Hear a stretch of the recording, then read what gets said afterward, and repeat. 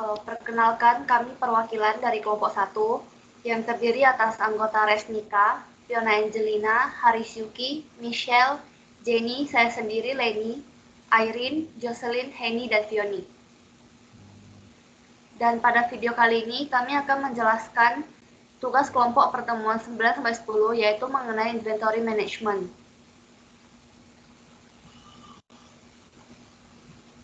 Yang ini merupakan pertanyaan mengenai Kanban system dan EDI, yaitu health company memproduksi sebuah produk yang membutuhkan dua proses. Jadi pada proses pertama ada sub-assembly yang diproduksi, yaitu dikenal sebagai sub-assembly A. Dan proses kedua, assembly tersebut dan sebuah assembly dibelikan dari eksternal perusahaan, yaitu dikenal sebagai sub-assembly B. Dan kedua assembly tersebut digunakan untuk memproduksi sebuah final product. Dan asumsi bahwa assembly untuk final unitnya itu membutuhkan waktu yang sama untuk produksi sebuah sub-assembly A. Dan sub-assembly A ini diletakkan dalam kontainer dan dikirim pada sebuah tempat yang dikenal sebagai SD stores. Dan produksi Kanban dan ada production Kanban yang terdapat pada kontainer tersebut. Dan dalam kontainer kedua juga terdapat satu sub-assembly yang terletak di withdrawal store. Dan kontainer ini terdapat withdrawal Kanban.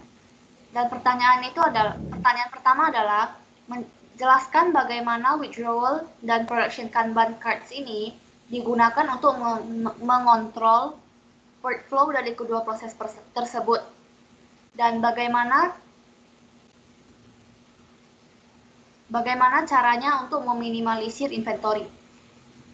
Dan jawabannya akan dijelasin oleh Irene. Jadi withdraw Kanban card itu digunakan untuk memberikan informasi seperti kapan harus dipindah, apa yang harus dipindah, kemana harus dipindah, dan berapa banyak yang harus dipindah. Sedangkan kartu produksi Kanban digunakan untuk memberikan informasi seperti kapan harus dibuat, apa yang harus dibuat, dan berapa banyak yang harus dibuat. Fungsi dari kartu withdraw Kanban card digunakan ketika suatu produk di toko dikirimkan ke customer. Dengan menggunakan kartu, ketika produk tersebut dipindahkan dari toko, maka akan menggunakan kartu Kanban withdraw. Kartu produksi Kanban akan tersedia di kontainer pada toko. Ketika dikirim kembali ke supplier proses untuk memberitahukan mereka waktu untuk mengganti apa yang telah diganti oleh customer. Ini akan meminimalisir inventory karena produk yang diproduksi itu ketika diberi keluar oleh customer. Dan pertanyaan kedua yaitu jelaskan bagaimana kartu vendor Kanban digunakan untuk mengontrol arus dari sub-assembly yang terbeli. Implikasi apa yang ada dalam hubungan antara health company dengan suppliernya, dan apakah proses tersebut terdapat continuous replenishment dan EDI. Dan pada pertanyaan ini akan dijawab oleh Jenny. Jadi untuk jawaban nomor 2, Kanban vendor itu digunakan untuk memberitahu jika pemasok agar mengirimkan lebih banyak suku cadang. Jadi mereka juga menentukan kapan suku cadang itu diperlukan.